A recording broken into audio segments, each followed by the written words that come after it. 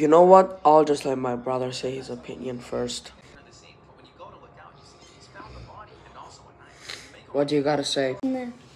Bro, what the fuck? Είσαι 8, what the fuck? Πώς είναι να πιέσεις κουρό άμα είσαι 8? By the way, δε τη φάτσα σου ρε Μίτσι. Εντάξει, λίγο μορφόπεδο, αλλά πάλι. Έσκατα. Ρε, είσαι 8 χρονών. Και να λες ότι μπορεί να πιάσεις 12 κοπέλες. Αγκούρι. Ταυτόχρονα θέμας. Αγκούρι. Να τις χωρίσεις ταυτόχρονα θέμας. Άτε ρε Μίτσι, άτε. Έλα. Να τις πιέσεις και να σε χωρίσω συνούλη. Δεν να σε θέλω ρε άσχημε βλάκα. Damn, boy. Okay, so, έχεις κάτι άλλο να πεις στα αγγλικά? You stupid fucking kid, you can't get a girlfriend. If you get a girlfriend, you break up. If you break up, you will be on a mental breakdown. So shut the fuck up, you little kid. I'm older than you. Go back to playing blocks fruits. And imagine bro said womp womp.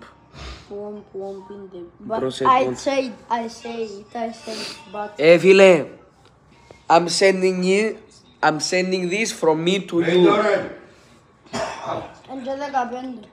And 1, 2, 3. From me to you. Να. Άτε όλα. Σου δίνω μίτσις, εσύ μπορεί να, επειδή με ξέρεις ας πούμε, να μου παίζεις και τον έξυμνο. Φορεί μου και η άλλα. Πεζεβέγγι. Άτε όλα μπουάμε.